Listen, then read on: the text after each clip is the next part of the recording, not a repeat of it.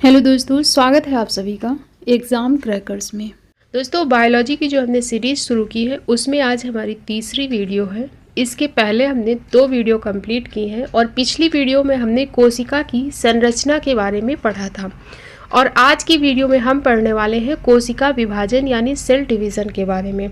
तो आप लोगों ने अगर पिछली वीडियो नहीं देखी है कोशिका की संरचना वाली, तो पहले आप लोग कोशिका की संरचना देख लें, उसके बाद ही आप कोशिका विभाजन के बारे में पढ़ें, तभी आपको समझ में आएगा कोशिका विभाजन के बारे में। ये टॉपिक थोड़ा सा कंफ्यूजिंग है, लेकिन मैं पूरी कोशिश करूँगी आपको समझाने की डायग्राम के साथ। तो पहले हम कोशिका विभाजन के बारे में डिस्कस करेंगे, फिर प्रीवियस ईयर क्वेश्चन लगाएंगे। चलिए शुरुआत करते हैं वीडियो की।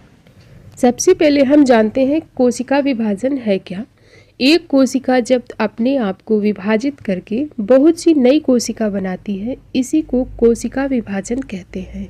एक कोशिका जब खुद को विभाजित करके बहुत सारी नई कोशिकाओं का निर्माण कर लेती है, तो इसे ही कहते हैं कोशिका विभाजन यानी सेल डिवीज़न। जैसे कि हमारा शरीर कई सारी कोशिकाओं से मिलके बना है। हमने पिछली वीडियो में भी डिस्कस किया था कि कोशिका शरीर की सबसे छोटी इकाई है। शरीर की अगर सबसे छोटी इकाई पूछा जाए क्या है, तो कोशिका है। और बहुत सारी कोशिकाओं से मिलकर के किसका निर्माण होता है? ऊतक का निर्माण होता है। और ऊतक से मिलकर के बनता है अंग, और अंग से मिलके बनता है अंगतंत्र, और अंगतंत्र से निर्माण होता है जीव का। तो जीव की सबसे छोटी इकाई है कोशिका। ठीक है, ये हमने पिछले वीडियो में डिटेल में डिस्कस कर लिया था। और जब यही कोशिका खुद को विभाजित करके कई सारी नई कोशिकाएं बनाती है, कई सारी नई कोशिकाओं का निर्माण करती है, तो उसे ही कहते हैं कोशिका विभाजन। तो आपको समझ आ गया होगा कि कोशिका क्या है और कोशिका विभाजन क्या है। जैसा कि आप इस डायग्राम में देख सकते हैं कि एक कोशिका है और ये एक कोशिका से 2 कोशिका में डिवाइड हो रही है, और इसी को कहते हैं सेल डिवीज़न।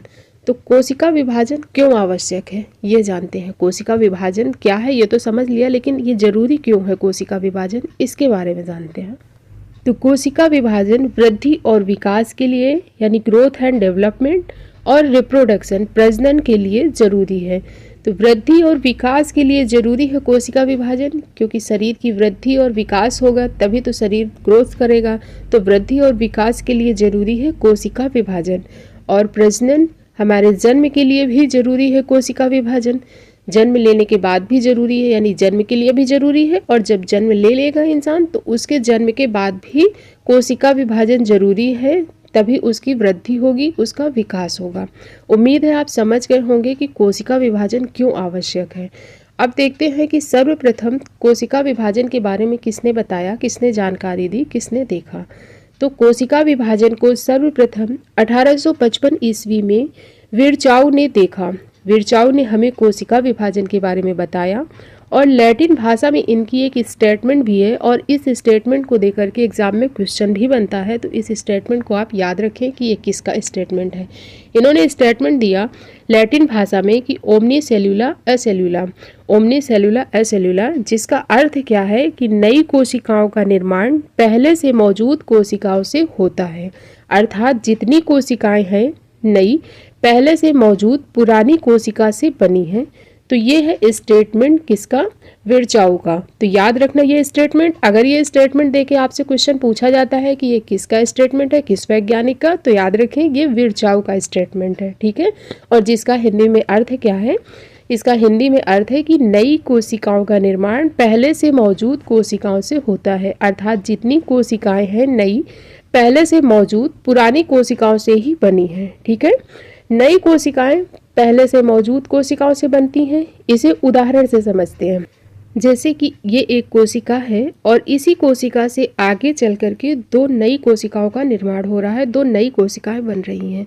तो जिस कोशिका से नई कोशिका का निर्माण हो रहा है उसे कहेंगे मदर सेल, और जिन नई कोशिकाओं का निर्माण हुआ है उन्हें कहेंगे डॉटर सेल, और हिंदी में इन्हीं को कहते हैं संतति कोशिका या फिर पुत्री कोशिका। लेकिन आपको नाम याद इंग्लिश में ही रखना है कि इन्हें डॉटर सेल कहेंगे। मदर सेल है पुरानी कोशिका और डॉटर सेल है न्यू कोशिका। इसे आप ऐसे समझिए उदाहरण से, जैसे हमारे समाज में जो बच्चे को जन्म देती है माँ, उसे क्या कहते हैं? मदर कहते हैं। और जिस बच्ची ने जन्म लिया है, जिस बच्ची का जन्म हुआ है, उसे क्या कहेंगे? डॉटर कहेंगे। ठीक वैसे ही कोशिका से नई कोशिका का निर्माण हो रहा है उसे कहेंगे मदर सेल, और जिस नई कोशिका का निर्माण हुआ है उसे कहेंगे डॉटर सेल। आपको समझ आ गया होगा। अब देखते हैं कोशिका विभाजन कितने प्रकार से होता है। कोशिका विभाजन 3 प्रकार से होता है। असूत्री विभाजन, एमिटोसिस डिवीजन, समसूत्री विभाजन, माइटोसिस डिवीजन और अर्धसूत्री विभाजन। ये 3 तरीकों से होता है कोशिका विभाजन, सेल डिवीजन। असूत्री विभाजन होता है प्रोकैरियोटिक जीवों में। प्रोकैरियोटिक जीव क्या होते हैं इसके बारे में हमने पिछले वीडियो में डिटेल में बता दिया था कि प्रोकैरियोटिक जीव किन्हें कहते हैं। तो जो अविकसित होते हैं जैसे कि बैक्टीरिया है, अमीबा है, जो कि एक कोशिकीय जीव होता है। असूत्री विभाजन प्रोकैरियोटिक जीवों में होता है जो अभी पूर्ण रूप से विकसित नहीं है, ठीक है, जैसे कि बैक्टीरिया और अमीबा। फिर समसूत्री विभाजन, माइटोसिस डिवीजन, ये होता है कायिक कोशिकाओं में। जैसे कि हमारा शरीर किससे बना है, काया से बना है, यानी कायिक कोशिकाओं से बना है। तो समसूत्री विभाजन किस में होगा, कायिक कोशिकाओं में होता है। फिर अर्धसूत्री विभाजन, ये किस में होता है, ये होता है जनन कोशिका में। जनन कोशिका यानी जीवन की उत्पत्ति करती हैं। जैसे कि मेल में कौन सी जनन कोशिका है, तो स्पर्म होता है, और फीमेल में कौन सी जनन कोशिका है, तो ओवम है यानी अंडाणु है। और जब मेल और फीमेल जनन कोशिकाएं मिलते हैं तभी नए जीवन की उत्पत्ति होती है। तो ये तो हो गई कोशिका विभाजन कितने प्रकार से होता है। तो 3 प्रकार से, असूत्री विभाजन, सूत्री या समसूत्री विभाजन और अर्धसूत्री विभाजन। अब इन्हीं को हम एक एक करके डिटेल में पढ़ेंगे। तो सबसे पहले हम देखते हैं असूत्री विभाजन। असूत्री विभाजन, यह विभाजन अविकसित कोशिकाओं में होता है, जैसे कि नील हरित शैवाल है, अमीबा है, प्रोटोजोआ है, ठीक है। जो अविकसित जीव होते हैं अर्थात प्रोकैरियोटिक जीव। प्रोकैरियोटिक जीव कौन से होते हैं, जो अविकसित होते हैं, अर्धविकसित होते हैं, उन्हें कहते हैं प्रोकैरियोटिक जीव। और प्रोकैरियोटिक जीव में होता है असूत्री विभाजन। असूत्री विभाजन होता कैसे है, तो इसमें केंद्रक पहले लंबा हो जाता है, फिर सीधा हो जाएगा और 2 भागों में विभाजित होकर के अलग हो जाएगा। प्रत्येक भाग में एक संतति केंद्रक पहुंचता है। केंद्रक क्या है, हमने पिछली वीडियो में जान लिया था कि कोशिका का दिमाग होता है केंद्रक। पिछले वीडियो में हमने कोशिका के जितने भी अंग हैं सभी के बारे में डिटेल में बात कर ली थी, डिस्कस कर लिया था। उसी में से केंद्रक भी एक कोशिका का ही अंग है। जैसा कि आप डायग्राम में देख सकते हैं कि एक कोशिका आगे बढ़ना शुरू कर देती है और 2 कोशिका में विभाजित हो जाती है, इसे ही कहते हैं असूत्री विभाजन। इसमें कोशिका डायरेक्ट 2 भागों में विभाजित हो जाती है और यह विभाजन अविकसित कोशिका में देखने को मिलता है। यह विभाजन अविकसित कोशिका में देखने को मिलता है। यहाँ तक समझ आ गया होगा आपको। अब आगे चलते हैं। समसूत्री विभाजन और अर्धसूत्री विभाजन है आगे। यह ज़्यादा इम्पॉर्टेंट है, यहाँ से ज़्यादा क्वेश्चन बनते हैं, तो आप लोग इसे ध्यान से समझें। समसूत्री विभाजन, समसूत्री विभाजन की प्रक्रिया को सबसे पहले किसने देखा था, तो समसूत्री विभाजन की प्रक्रिया को जंतु कोशिका में सबसे पहले जर्मनी के वैज्ञानिक हैं जिनका नाम है वाल्थेर फ्लेमिंग। इन्होंने देखा था 1879 में। तब उन्होंने नाम इसे नहीं दिया था। 1879 में जब इन्होंने देखा तो इसे नाम नहीं दिया था इस प्रक्रिया को। उन्होंने 1882 में यानी 1882 ईस्वी में इस प्रक्रिया को माइटोसिस नाम दिया। माइटोसिस जिसका हिंदी में अर्थ है समसूत्री विभाजन, और समसूत्री विभाजन होता है कायिक कोशिका में। तो यह विभाजन कायिक कोशिका यानी कि सोमैटिक सेल में होता है। जो हमारा शरीर है, काया है, यह कायिक कोशिका से बनी है। समसूत्री विभाजन का कार्य करता है। कार्य क्या करेगा, यह घाव भरने का कार्य करता है, कटे फटे अंगों की मरम्मत करता है। जैसे कि हमारे शरीर में अगर कहीं चोट लग गई है, कोई कोशिका मर गई है, तो आसपास की कोशिकाएं फिर से नई कोशिका का निर्माण कर देंगी और इसे ही कहेंगे कायिक कोशिका। और हमारा शरीर कायिक कोशिका से ही मिलकर बना है। तो हमारे शरीर में चोट लगे, घाव हो तो क्या होगा, धीरे धीरे जख्म भर जाता है। तो वो इसीलिए भरने लगता है क्योंकि कोशिका जो मर चुकी हैं वो नई कोशिकाओं का, आसपास की जो कोशिकाएं हैं वो नई कोशिकाओं का निर्माण कर लेती हैं और जख्म भर जाता है और वो जगह पहले जैसी हो जाती है। और इस प्रक्रिया में मातृ कोशिका यानी मदर सेल से 2 पुत्री कोशिका का निर्माण होता है और प्रत्येक डॉटर सेल में गुणसूत्रों की संख्या मातृ कोशिका में उपस्थित गुणसूत्रों की संख्या के बराबर होती है। तो गुणसूत्र क्या है, आपको पता ही होगा कि मानव कोशिका में 23 जोड़ी गुणसूत्र होते हैं, अर्थात 46 गुणसूत्र पाए जाते हैं, जिनका कार्य क्या होता है, ये आनुवांशिक सूचनाएं एक पीढ़ी से दूसरी पीढ़ी में संचालित करते हैं। जैसे कि मनुष्य के आपने देख के बता दिया कि ये जानवर है और ये मनुष्य है। तो कैसे बता दिया, तो जानवर के शरीर की बनावट अलग है, मनुष्य के शरीर की बनावट अलग है। जानवर में 4 पैर है, मनुष्य में 2 पैर है, जानवर के पास पूंछ है। तो जब जीव का निर्माण होता है तो उसे कैसे पता होता है कि जानवर में 4 पैरों को निर्माण करना है और मनुष्य में 2 पैर का, और मनुष्य में पूंछ का निर्माण नहीं करना है। तो कैसे पता होता है, तो इसका पता चलता है गुणसूत्रों से ही। ये आनुवांशिक होते हैं, आनुवांशिक सूचनाएं एक पीढ़ी से दूसरी पीढ़ी में ये संचालित करते हैं। ठीक है, तो ये हो गया गुणसूत्र। तो जो मदर सेल से डॉटर सेल का निर्माण हो रहा है उसमें समान गुणसूत्र होंगे, इसीलिए इसे समसूत्री विभाजन कहते हैं। समान का अर्थ ही होता है सम, तो समसूत्री विभाजन इसीलिए कहते हैं। अब हम ये तो समझ लिए कि समसूत्री विभाजन क्या है, अब देखते हैं कि ये होता कैसे है। समसूत्री विभाजन 2 अवस्थाओं में पूरा होता है, 2 चरणों में पूरा होता है। कौन कौन से चरण हैं, पहला है अंतरा अवस्था यानी इंटरफेस, और दूसरा है सूत्री अवस्था यानी माइटोसिस फेज। अंतरा अवस्था, इसमें कोशिका विभाजन की तैयारी होती है और ये सबसे बड़ी अवस्था है। तो तैयारी में ही सबसे ज़्यादा समय लगता है, 95% समय लग जाता है इंटरफेस में। जो कोशिका विभाजन हो रहा है उसमें जो समसूत्री विभाजन के अंतर्गत इंटरफेस अवस्था में सबसे ज़्यादा समय लगता है। यहाँ पर कोशिका विभाजन की तैयारी की जाती है। तो आपको भी पता है कि घर में अगर कोई फंक्शन हो, किसी की शादी हो, कुछ भी हो, पार्टी हो, तो सबसे ज़्यादा समय किस में लगता है, तैयारी करने में सबसे ज़्यादा समय लगता है। तो ठीक उसी प्रकार से कोशिका विभाजन की तैयारी करने में सबसे ज़्यादा समय लगता है, सबसे ज़्यादा टाइम इसी में लगेगा इंटरफेस में, और कितना 95% टाइम लग जाता है। फिर है सूत्री अवस्था यानी माइटोसिस फेज। तो पीछे हमने देखा था असूत्री विभाजन में देखा था कि कोशिका डायरेक्ट 2 भागों में बढ़ जाती है। कोशिका असूत्री विभाजन में हमने क्या देखा था कि कोशिका डायरेक्ट 2 भागों में बट गई, लेकिन इसमें ऐसा नहीं होगा। इसमें पहले केंद्रक का विभाजन होगा और फिर कोशिका का विभाजन होगा, यानी 2 फेज में। ठीक है, तो अब तैयारी हो चुकी है, तैयारी जब हो जाएगी तो अब क्या होगा, कोशिका का विभाजन होगा। तो जो सेकंड स्टेप है इसे देखते हैं। तो सेकेंड स्टेप है सूत्री अवस्था माइटोसिस फेज। इंटरफेस में हमने क्या देखा, कोशिका विभाजन की तैयारी हो रही है जिसमें सबसे ज़्यादा समय लग रहा है, और कोशिका विभाजन की तैयारी में समय लग रहा है 95%। जो भी कोशिका विभाजन करने टाइम लगेगा उसका 95% टाइम इंटरफेस में लग रहा है। इसके बाद है सूत्री अवस्था माइटोसिस फेज, और माइटोसिस फेज में पहले क्या होगा, केंद्रक विभाजन होगा और बाद में होगा कोशिका विभाजन। पहले क्या होगा, केंद्रक विभाजन, जिसे कहते हैं कैरियोकाइनेसिस। कैरियो का अर्थ है केंद्रक और काइनेसिस का अर्थ है विभाजन, तो केंद्रक का विभाजन ही कहलाता है कैरियोकाइनेसिस। और बाद में होगा कोशिका विभाजन, जिसे कहते हैं साइटोकाइनेसिस। साइटो का अर्थ है कोशिका और काइनेसिस का अर्थ है विभाजन, यानी कोशिका का विभाजन ही कहलाता है साइटोकाइनेसिस। ठीक है, तो देखो हमने समसूत्री विभाजन की 2 अवस्थाएं देखी। पहले अंतरावस्था जिसमें कोशिका विभाजन की तैयारी होगी, फिर सेकंड स्टेप में कोशिका विभाजन होगा, और ये 2 चरणों में होगा। पहले केंद्रक विभाजित होगा, फिर कोशिका विभाजित होगी। तो केंद्रक विभाजन कैसे होगा आगे देखेंगे। 4 चरणों में केंद्रक का विभाजन होता है, इसे आगे देखेंगे। कौन कौन से फेज हैं, प्रोफेज, मेटाफेज, एनाफेज और टेलोफेज। अब हम केंद्रक विभाजन क्या है समझते हैं डायग्राम के साथ। केंद्रक का विभाजन, पहले केंद्रक का विभाजन होगा, वो भी 4 स्टेप में। ये 4 स्टेप हम आगे पढ़ेंगे, तो आप ये समझ लीजिए अभी कि 4 स्टेप में जो केंद्रक का विभाजन होना है वो हो चुका है। ठीक है, वो कंप्लीट हो गया है 4 चरण।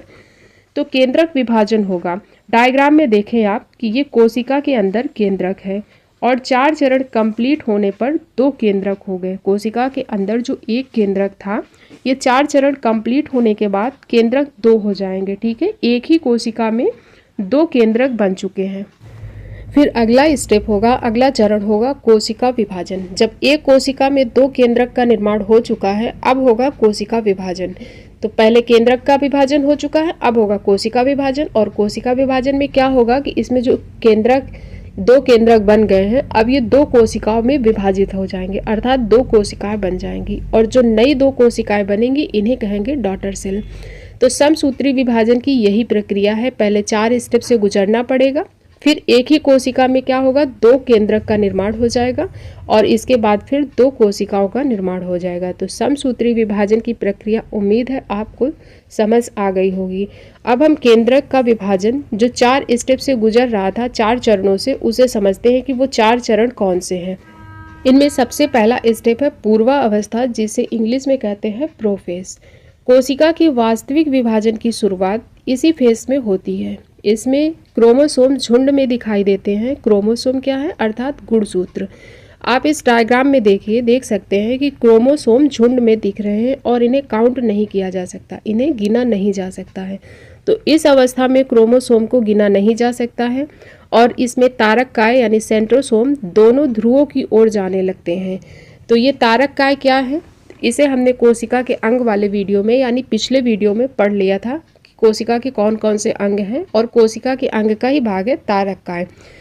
तो हमने डिटेल में समझ लिया था पिछले वीडियो में। अगर आपने उसे नहीं देखा है तो पहले कोशिका वाला वीडियो देख लीजिए, उसके बाद ही आपको कोशिका विभाजन समझ में आएगा। ठीक है, तो ये है तारककाय, और तारककाय ध्रुवों की ओर जाने लगते हैं, अर्थात अपोजिट पोल की ओर जाने लगते हैं। जैसा कि आपने जियोग्राफी में पढ़ा होगा पृथ्वी के बारे में, नॉर्थ पोल और साउथ पोल, वैसे ही कोशिका के ऊपरी भाग जो है इसे नॉर्थ पोल, और ये जो नीचे का भाग है इसे साउथ पोल कहेंगे। तो पहले फेज में क्या हो रहा है, तारककाय ध्रुवों की ओर बढ़ने लगते हैं।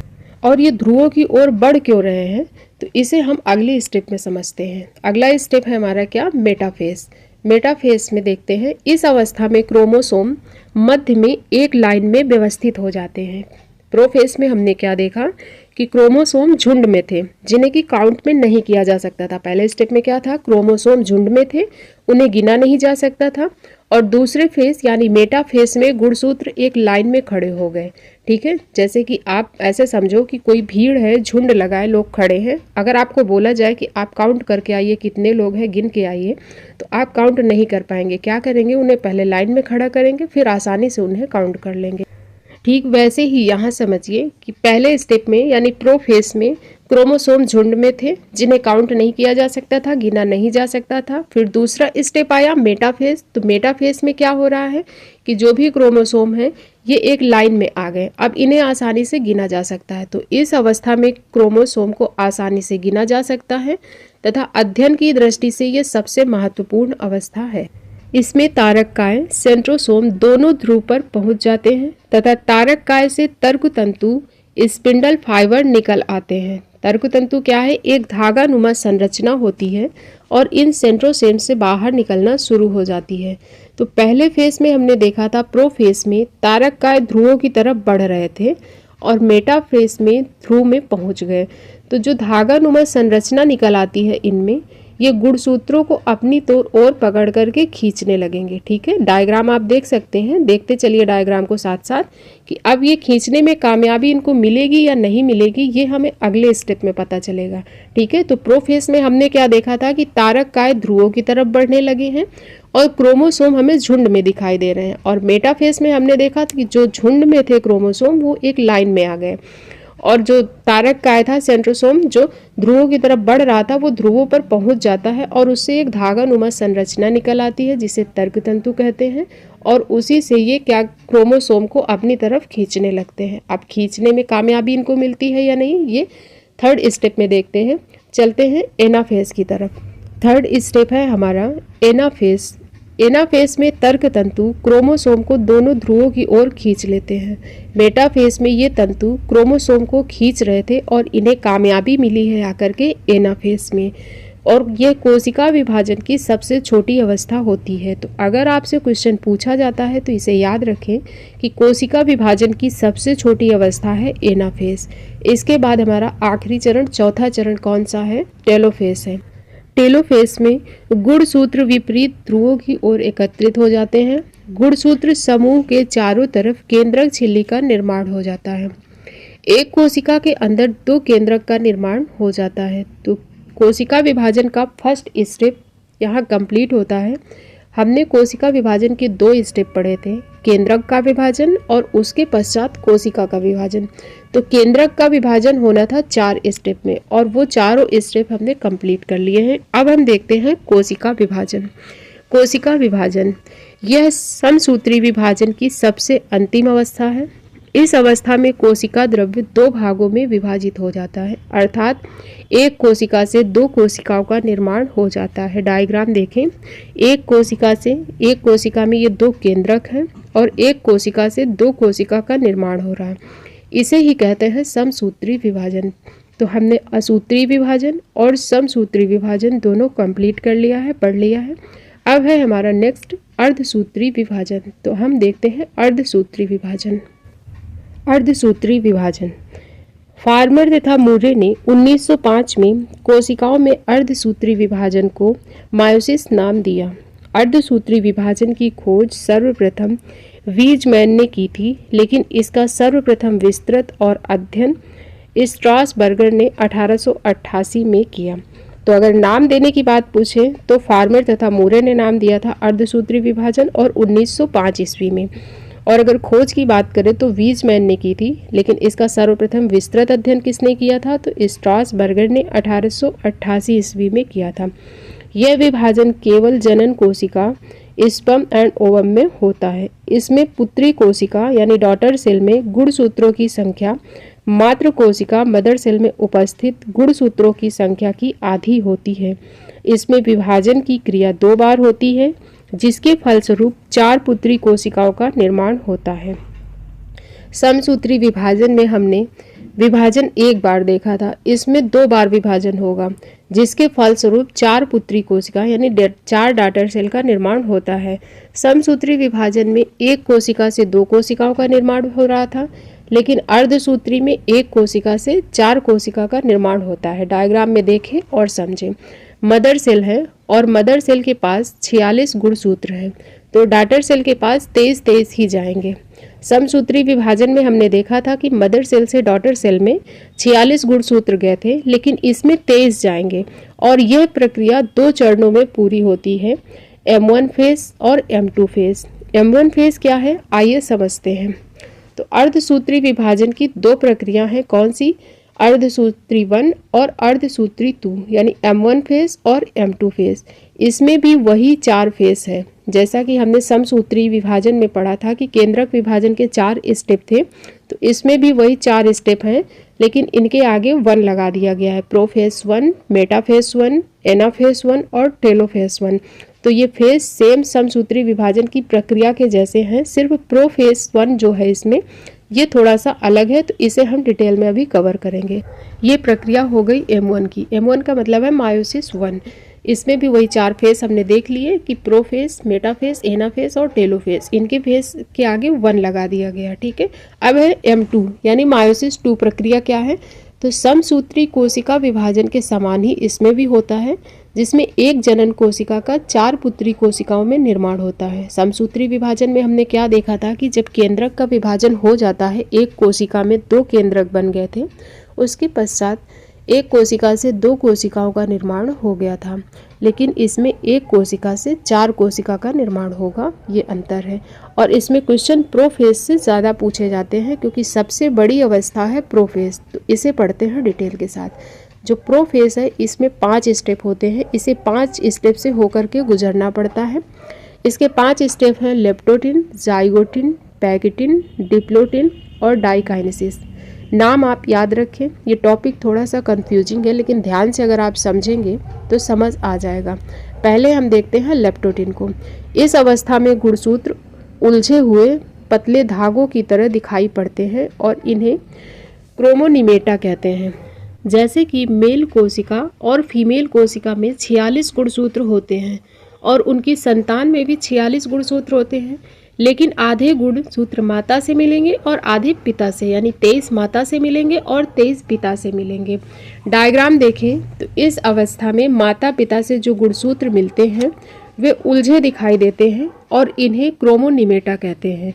जब ये उलझे होंगे तो इन्हें क्रोमोनिमेटा कहेंगे। ये चीज़ याद रखें कि जब गुणसूत्र उलझे होंगे तो इन्हें क्रोमोनिमेटा कहेंगे। इसके बाद नेक्स्ट स्टेप है जाइगोटिन। समजात गुणसूत्र जोड़े बना लेते हैं जिसे सिनेप्सिस कहते हैं। तो पहले में गुणसूत्र आपस में लिपटे हुए थे और इसलिए उसे लिप्टोटिन कहा गया। लिपटे थे तो लिप्टोटिन हो गया।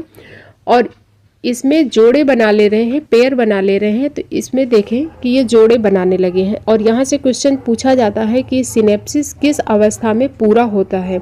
तो सिनेप्सिस किस अवस्था में पूरा हो रहा है? जाइगोटिन अवस्था में पूरा हो रहा है, ठीक है ना। सिनेप्सिस किसे कहते हैं कि समजात गुणसूत्र जोड़े बना लेते हैं, पेयर बना लेते हैं, उस अवस्था को कहते हैं सिनेप्सिस। तो क्वेश्चन पूछा जाता है सिनेप्सिस किस अवस्था में पूरा हो रहा है, तो जाइगोटिन अवस्था में आकर के सिनेप्सिस पूरा हो रहा है। इसके बाद नेक्स्ट है पैकिटिन। गुणसूत्रों के युग्मन की प्रक्रिया पूरी हो जाती है और समजात गुणसूत्रों के मध्य जीन विनिमय होता है। इसे क्रॉसिंग ओवर कहते हैं, अर्थात माता पिता का गुणसूत्र यही क्रॉसिंग ओवर होता है। यही गुणसूत्रों के मध्य जेनेटिक इन्फॉर्मेशन विनिमय होती है, जिससे बच्चे में कुछ गुण माँ से कुछ गुण पिता से मिलेंगे। जीन विनिमय द्वारा सजातीय गुणसूत्रों में आनुवांशिक सामग्री का विनिमय होता है, जिससे आनुवांशिक विविधता बढ़ती है। तो यहाँ से क्वेश्चन पूछा जाता है क्रॉसिंग ओवर किस अवस्था में होता है, तो पैकिटिन अवस्था में होता है क्रॉसिंग ओवर, ठीक है। क्वेश्चन यहाँ से ये पूछा भी गया है और पूछा भी जाएगा, तो ये याद रखिए क्रॉसिंग ओवर किस अवस्था में हो रहा है, पैकिटिन अवस्था में हो रहा है। इसके बाद नेक्स्ट स्टेप है डिप्लोटिन। इसमें समजात गुणसूत्र अलग होने लगते हैं, समजात गुणसूत्र इसमें अलग होने लगते हैं डिप्लोटिन प्रक्रिया में। इसके बाद नेक्स्ट है डाइकाइनेसिस। समजात गुणसूत्र अलग अलग हो जाते हैं तथा तर्क तंतु का निर्माण शुरू हो जाता है। समसूत्री विभाजन में भी हमने पढ़ा था कि सेंट्रोसोम जब ध्रुवों की ओर बढ़ जाते हैं तो तर्क तंतु बन जाते हैं। यहाँ इस स्टेप में तर्क तंतु बन जाते हैं। इसके आगे प्रोफेज खत्म हो जाएगा। जब तर्क तंतु बन गए तो प्रोफेज खत्म हो जाएगा। प्रोफेज खत्म हो जाएगा, तर्क तंतु बन चुके हैं। अब आगे मेटाफेज आएगा, मेटाफेज के बाद एनाफेज आएगा, उसके बाद टेलोफेज आएगा। ठीक उसी तरीके से होगा जैसा कि हमने समसूत्री विभाजन में पढ़ा था, ठीक वही प्रक्रिया है कि तर्क तंतु का निर्माण हो चुका है, तर्क तंतु बन चुके हैं। अब गुणसूत्रों को ये ध्रुवों की तरफ खींचेंगे, गुणसूत्रों का विभाजन हो जाएगा, फिर कोशिका विभाजन होगा। ठीक वही प्रक्रिया होगी रिपीट जो समसूत्री विभाजन में हुई थी, बस इसका जो प्रोफेज था वो डिफरेंस था। प्रोफेज में इसके 5 स्टेप थे, पांचों स्टेप हमने बता दिए आपको, कंप्लीट कर लिए हैं। अब अंत में हम समसूत्री विभाजन और अर्धसूत्री विभाजन में अंतर देख लेते हैं, जिससे कि आपको जो भी कन्फ्यूजन हो इसमें दूर हो जाएगा। समसूत्री विभाजन और अर्धसूत्री विभाजन। समसूत्री विभाजन कायिक कोशिका में होता है और अर्धसूत्री विभाजन जनन कोशिका में होता है। समसूत्री विभाजन में समय कम लगता है और अर्धसूत्री विभाजन में अधिक समय लगता है। अर्धसूत्री विभाजन में हमने देखा कि प्रोफेज में ही 5 स्टेप से गुजरना पड़ा, तो प्रोफेज में ही सबसे अधिक समय लगता है।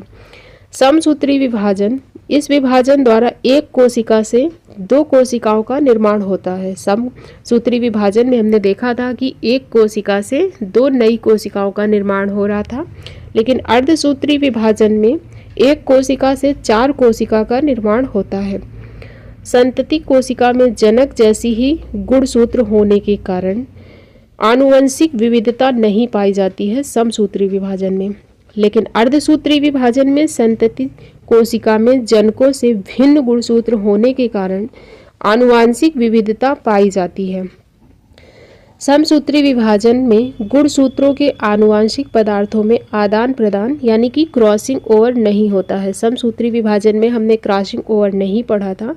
क्रॉसिंग ओवर हमने किसमें पढ़ा था? अर्धसूत्री विभाजन में। तो अर्धसूत्री विभाजन में गुणसूत्रों के आनुवांशिक पदार्थों में क्रॉसिंग ओवर होता है। तो ये अंतर है दोनों में, समसूत्री विभाजन में और अर्धसूत्री विभाजन में। तो यहाँ हमारा थ्योरी सेक्शन कंप्लीट होता है। अब हम प्रीवियस ईयर क्वेश्चन देखेंगे। टॉपिक बहुत ही कंफ्यूजिंग था, लेकिन मैंने पूरी कोशिश की है इसे आसान भाषा में समझाने की, और उम्मीद है आपको समझ आया भी होगा। तो अब चलते हैं प्रीवियस ईयर क्वेश्चन की तरफ। पहला क्वेश्चन है, अर्धसूत्री विभाजन के दौरान सिनेप्सिस कब होता है? इसका राइट आंसर क्या हो जाएगा? इसका राइट आंसर हो जाएगा ऑप्शन नंबर ए, जाइगोटिन। अर्धसूत्री विभाजन के दौरान सिनेप्सिस जाइगोटिन प्रक्रिया के दौरान होता है। एसएससी सीजीएल 2020 में पूछा गया क्वेश्चन। नेक्स्ट है, शरीर में लगी चोट की मरम्मत के लिए किस प्रकार के सेल विभाजन का प्रयोग किया जाता है? ग्रुप डी 2022 में पूछा हुआ क्वेश्चन है। इसका राइट आंसर क्या हो जाएगा? इसका राइट आंसर हो जाएगा ऑप्शन नंबर ए, केवल समसूत्री यानी कि माइटोसिस। नेक्स्ट है क्रॉसिंग ओवर डैश किसके दौरान होता है? पूछा जा रहा है क्रॉसिंग ओवर किसके दौरान होता है। इसका करेक्ट आंसर क्या हो जाएगा? Option number B, pachytene. Crossing over pachytene अवस्था के दौरान होता है। नेक्स्ट है गुणसूत्र किसके दौरान अलग होते हैं? इसका राइट आंसर क्या हो जाएगा? इसका राइट आंसर हो जाएगा option number B, anaphase. Anaphase के दौरान गुणसूत्र अलग होते हैं। तारक काय गुणसूत्रों को ध्रुवों की ओर खींच लेते हैं और गुणसूत्र अलग हो जाते हैं, तो उस फेज को क्या कहते हैं? एनाफेज कहते हैं। इसके बाद नेक्स्ट क्वेश्चन है न्यूनीकरण विभाजन की पूर्वावस्था में कई चरण होते हैं, सही कालानुक्रमिक क्रम व्यवस्थित करें। सही कालानुक्रम क्या है इसका पूछा जा रहा है। तो हमने क्या क्रम पढ़ा था इसका? लेप्टोटिन, जाइगोटिन, पैकेटिन, डिप्लोटिन और डाइकाइनेसिस। राइट आंसर क्या हो जाएगा इसका? ऑप्शन नंबर डी इसका सही हो जाएगा। नेक्स्ट है निम्नलिखित में से कौन सा चरण कोशिका चक्र में शामिल 95% समय पर कब्जा कर लेता है? इसका करेक्ट आंसर हो जाएगा option number A, interface. Interface सबसे ज़्यादा समय लेता है, कितना? 95%। इसके बाद नेक्स्ट क्वेश्चन है अर्धसूत्री विभाजन के फलस्वरूप मातृ कोशिका में से कितनी पुत्री कोशिकाओं का निर्माण होता है? इसका राइट आंसर हो जाएगा ऑप्शन नंबर सी, 4। अर्धसूत्री विभाजन में मातृ कोशिका से 4 पुत्री कोशिकाओं का निर्माण होता है, तो करेक्ट आंसर हो जाएगा ऑप्शन सी। नेक्स्ट है समसूत्री विभाजन के फलस्वरूप मातृ कोशिका से कितनी पुत्री कोशिकाओं का निर्माण होता है? इसका करेक्ट आंसर हो जाएगा ऑप्शन नंबर डी, 2। समसूत्री विभाजन के फलस्वरूप हमने देखा था कि मातृ कोशिका से 2 पुत्री कोशिकाओं का निर्माण हो रहा था, और अर्धसूत्री विभाजन में हमने देखा था कि मातृ कोशिका से 4 पुत्री कोशिकाओं का निर्माण हो रहा था। इसके बाद नेक्स्ट क्वेश्चन है समसूत्री विभाजन में पुत्री कोशिका में गुणसूत्रों की संख्या मातृ कोशिका में उपस्थित गुणसूत्रों की संख्या के क्या होती है? डैश। तो समसूत्री विभाजन में जो पुत्री कोशिका में गुणसूत्रों की संख्या मातृ कोशिका की संख्या के बराबर होती है, तो इसका करेक्ट आंसर हो जाएगा ऑप्शन नंबर ए, बराबर होती है। और अब है आज का लास्ट क्वेश्चन अर्धसूत्री विभाजन होता है। अर्धसूत्री विभाजन किन कोशिकाओं में होता है ये पूछा जा रहा है, तो इसका करेक्ट आंसर हो जाएगा जनन कोशिका में। अर्धसूत्री विभाजन होता है जनन कोशिका में और समसूत्री विभाजन हो रहा था कायिक कोशिका में, तो इसका करेक्ट आंसर क्या हो जाएगा? ऑप्शन नंबर बी, जनन कोशिका में।